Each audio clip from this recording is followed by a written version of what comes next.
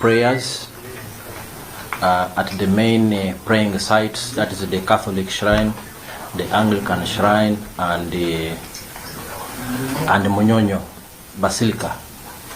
Prayers have concluded successfully, and the faithfuls are going back to their respective destinations.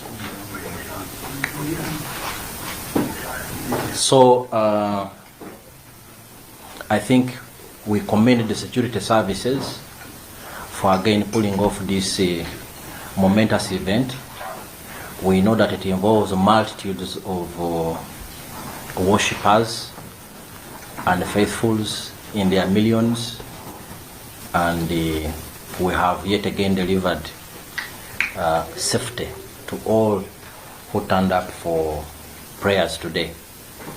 However, it could have been a disaster if it was not for the vigilance of the security services. This morning at around 8:30, our counterterrorism units intercepted a suicide bomber who was riding on a motorcycle.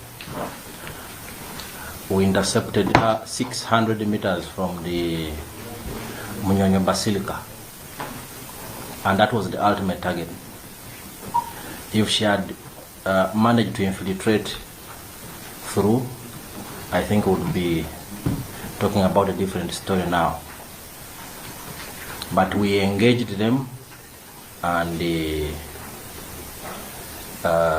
ultimately her explosive she was wearing or carrying in the backpack went off, and the rider also died. The suicide bomber is and by the way, all these preliminary findings, and strongly so, point to ADF operatives.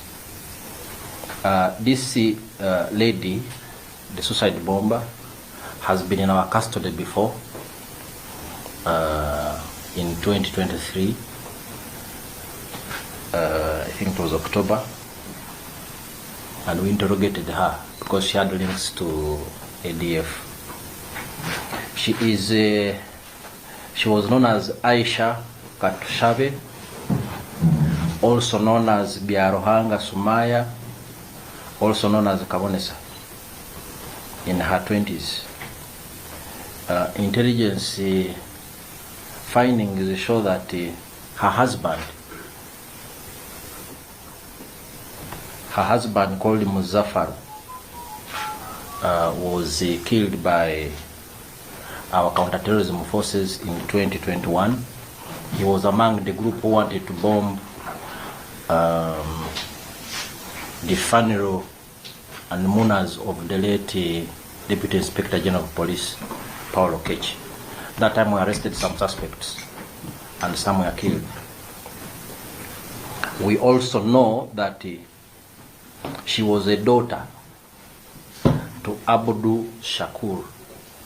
Abdul Shakur is the suicide bomber who blew himself at the Central Police Station in Kampala in 2021. The other incident was, I think, along Parliamentary Avenue. So these are strong links to ADF, which we knew about. And in relation to today's event, intelligence was aware that the ADF was planning to attack worshippers and pilgrims on this day. In fact, 2 days ago, we arrested a suspect who is in custody right now, and he gave us very useful information.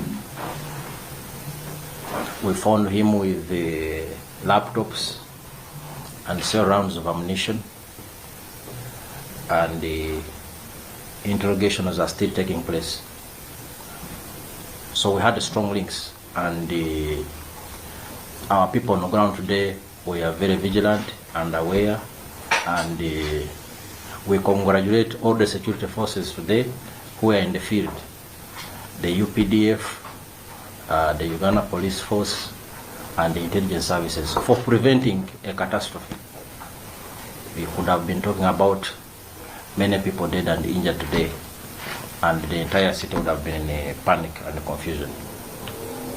So briefly, that's about the event today, but I think the important message is that we have, again, the security forces delivered a successful Martyrs Day celebrations, and thanks to them, nobody has died, nobody is injured, although there were attempts to do so by some clearly very negative forces in outside.